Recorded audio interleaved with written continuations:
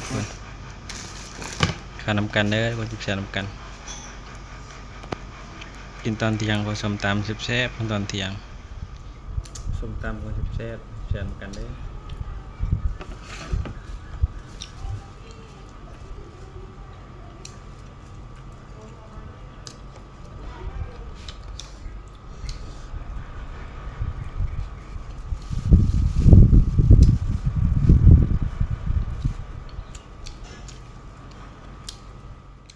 ตำส้มตำทุกคนกำลังตำส้มตำแซ่บตอนเที่ยงคนแซ่บกันเด้อคนที่ส้มตำเบิ่งกับต่อไปกันเลยจะมีทอดปลาทูทุกคนกินกับส้มตำแซ่บคนข้าวนำกันเด้อคนที่แซ่บนำกันกินตอนเที่ยงคนส้มตำแซ่บตอนเที่ยงแซ่บนำกันเด้อคนทอดปลาทูกรอบเบื้องต้นต่อไปกันเลยสบายดีสวัสดีพบกับใบตะการชนะข้าวนำกันเด้อทุกคน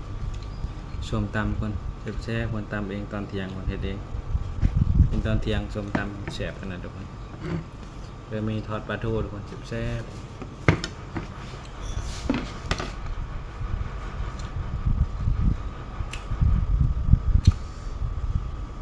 ส้มตำคนแซ่บกันเด้อ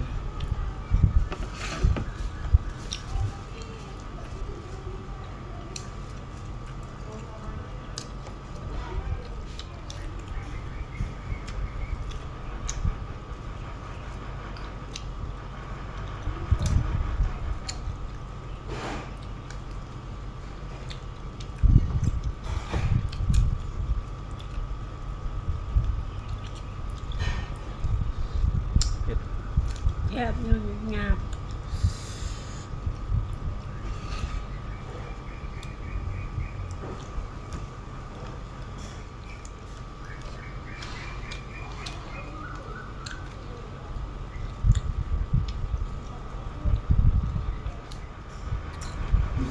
ส้มตำคนแซ่บทุกคน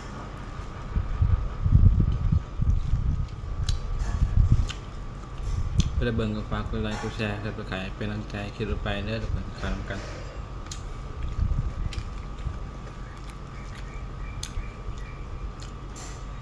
แซ่บผสมตำแซ่บกันเด้อ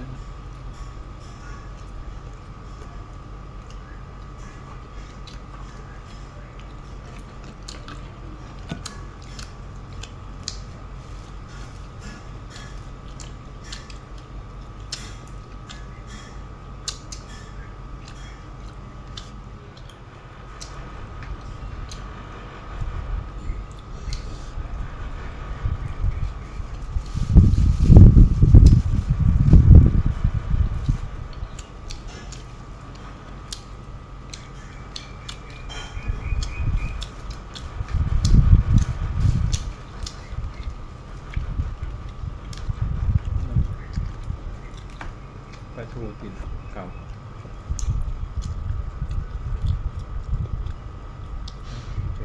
ไปทุกเอาพริกแห้ง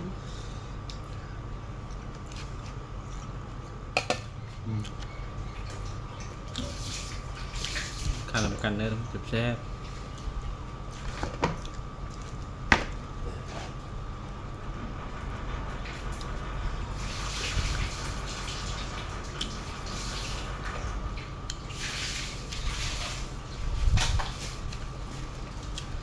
ส้มตำกับทอดปลาทูมันแซ่บกันเด้อ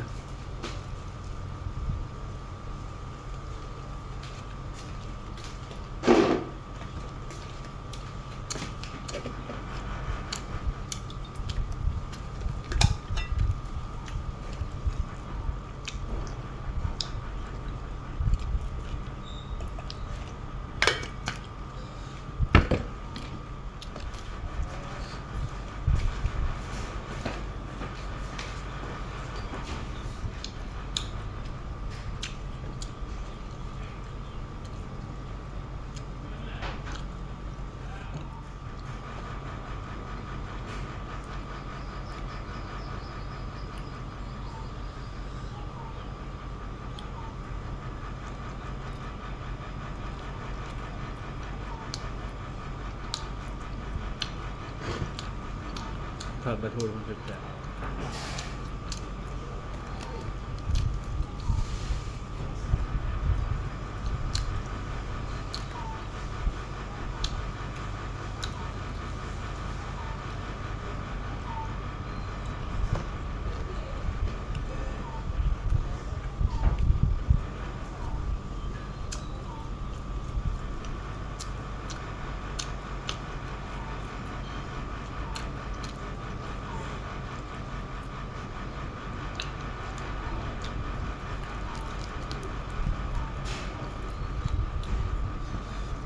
สมตำคนแซ่บกันเด้อมันข้ามกันกินกับทอดปลาทูทุกคนแซ่บ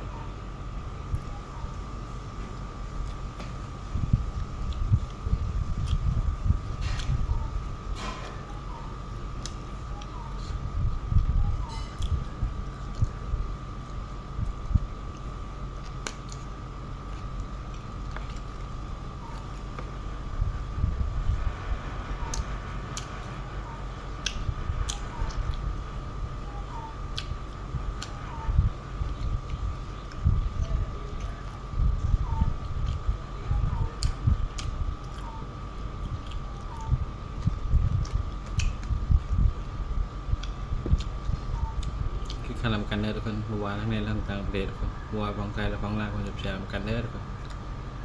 ตำส้มตำกับทอดปลาทูทุกคนแซ่บ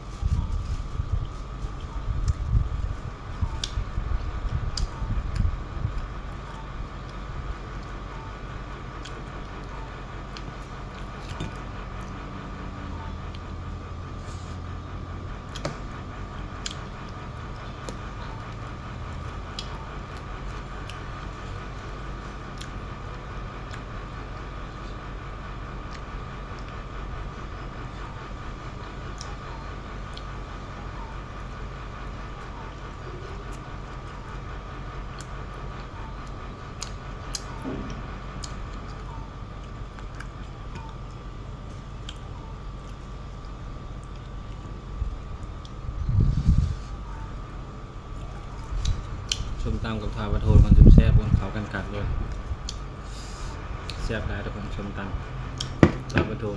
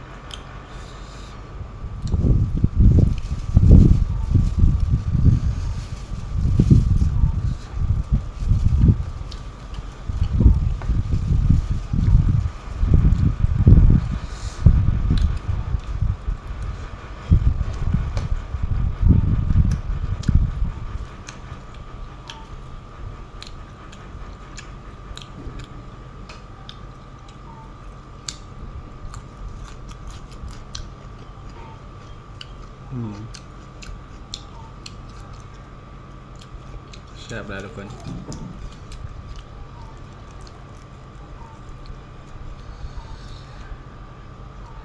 ทอดปลาทูกรอบๆคนกำลังทอดหอนนะ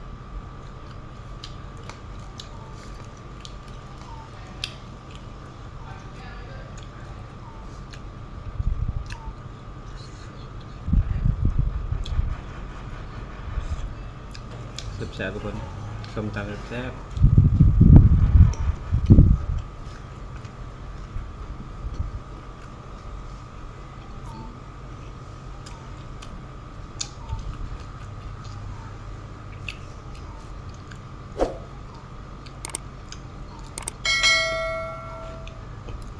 ขอตัวลงก่อนคนจะเจอคลิปหน้ากับสบายดีสวัสดีทุกคนบ๊ายบายขอบคุณที่เข้ามาทักทายทำกันเด้อทุกคนบ๊ายบาย